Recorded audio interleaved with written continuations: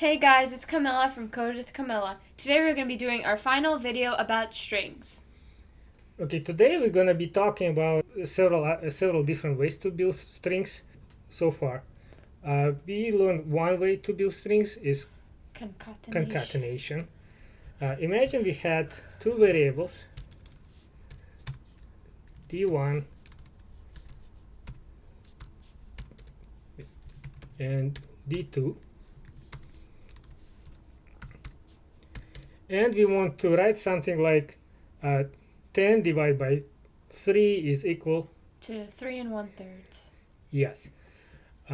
But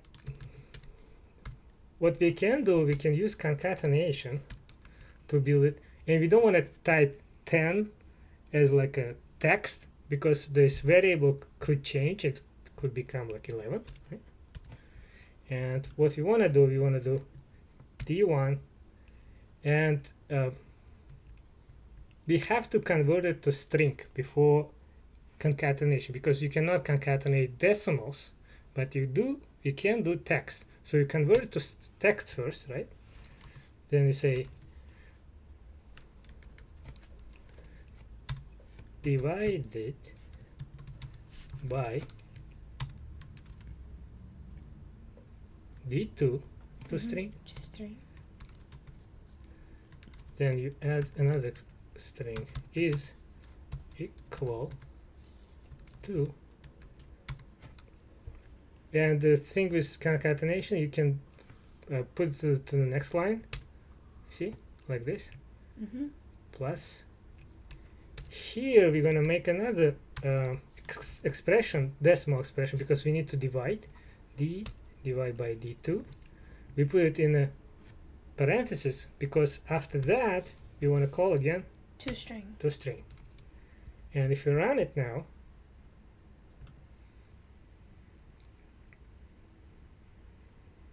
this is what we get. 11 divided by 3 is equal to 3.666. The problem with this string, it's just impossible to read, right? So there is a better way to do it. It's called format. So you can build. Is that another like?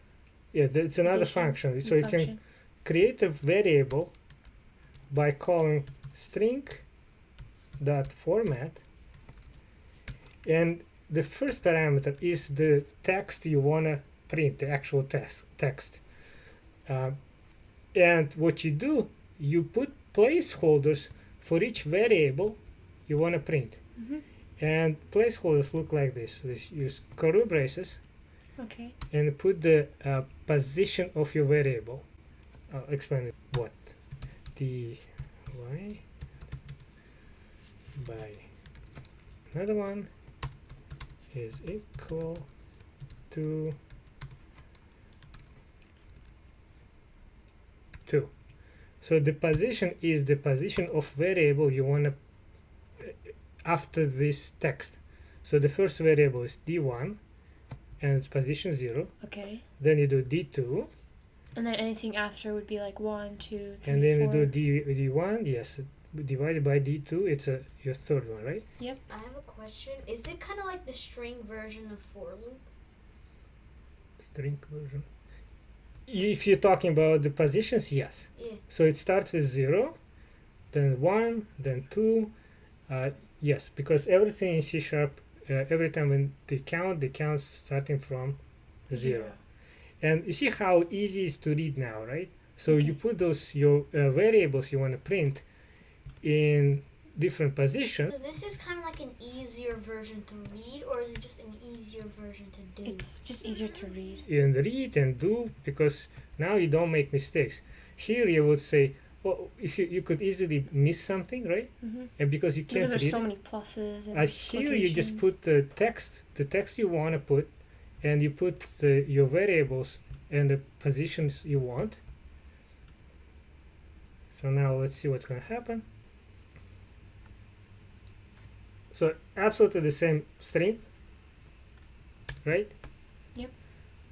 But it's so much easier to read, and position is important. So if I instead of if I misplace them,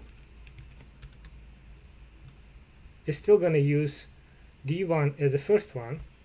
Oh, it's because 3 divided by 11. Yes, because that's why the position matters. So you want to put it in correct position.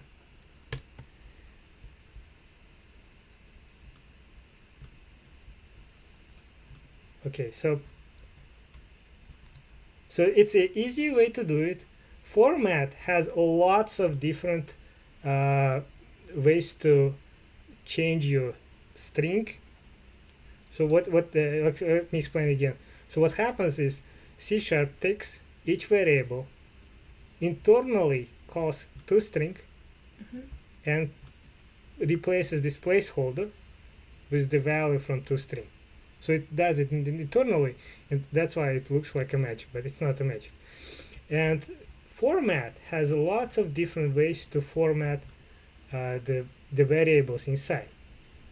For instance, we saw it had like 6 or 7 decimal points. We can say, well, I don't want to do like A bunch 6. Of I just want to do only 2 decimal points, right?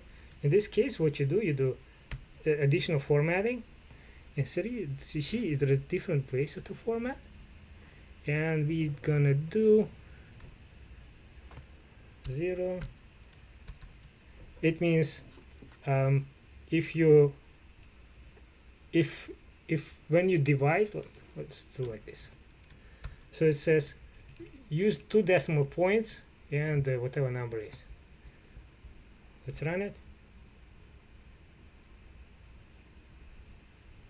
It's so much neater now, right? Yeah. And this is unbelievable. But now you can do this. There are different other ways to format. For instance, you can do exponential. Wow. You see, exponential.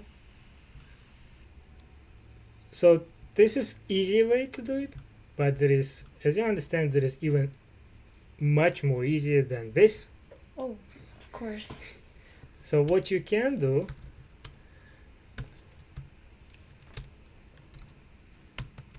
you can use, it's called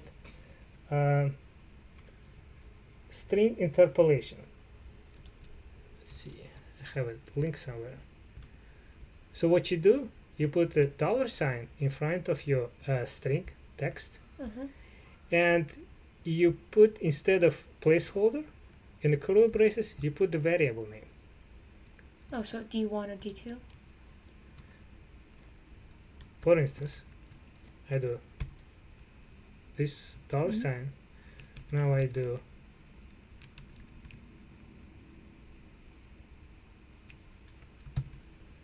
copy this text, and instead of 0 I put my variable called D1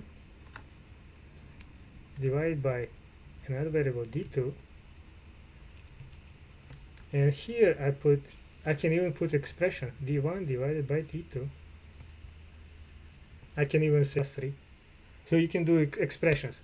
What's good about this compared to this one? What if you want to do the repeat only 2 or 3 characters in the decimal if it's repeated? Do you do the same thing?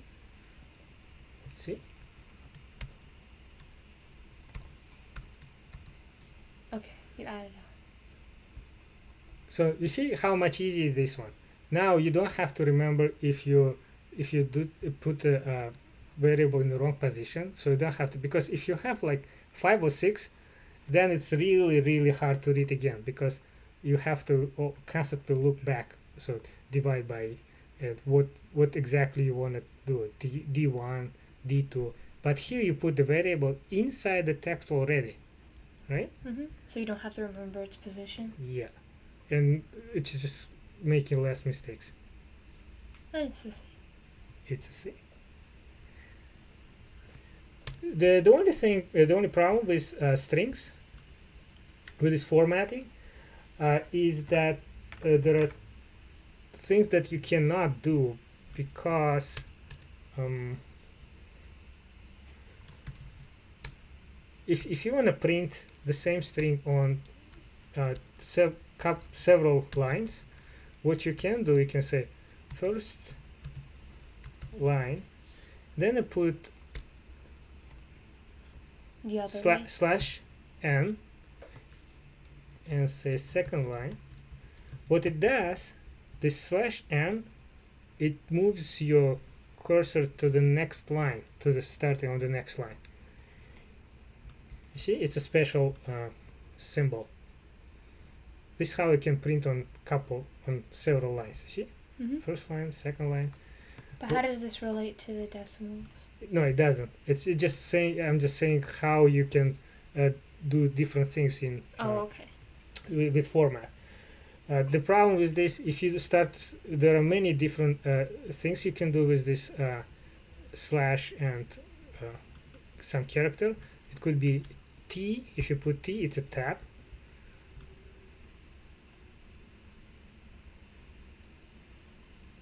You see? Okay. Tab.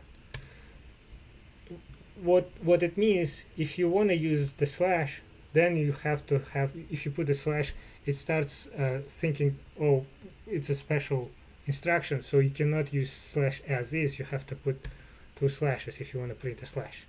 Okay. So this like It gets complicated. a little complicated. See, first time it just puts 1 slash.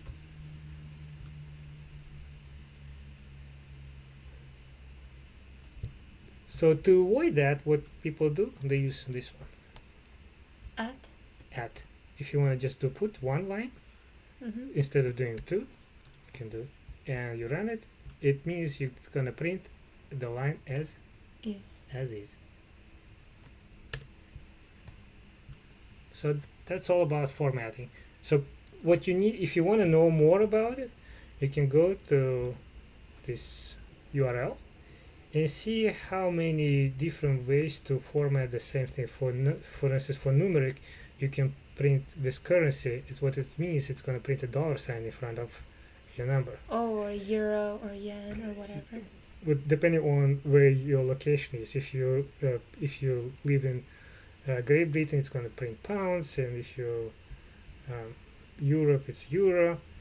F, it says fixed. G, so there are different ways to format the same thing. You can even print it in hexadecimal string. What's that?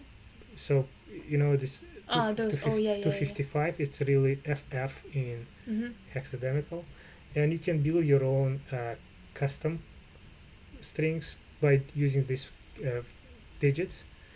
The best way to find how to print whatever you want, I found. It's really hard to remember all of this. So what you do, you just go to Google. It's my favorite. And you say C# string 2 decimal places, and it's gonna go to find the URL where people tell you how to do it, how to print the way you want it. You see? So you don't have to look, so you can just find it. Yeah, you don't have to remember. You can even do like thousands separate. So this comma for thousands. It normally doesn't print, but you can say, yeah, I want to print it. Okay.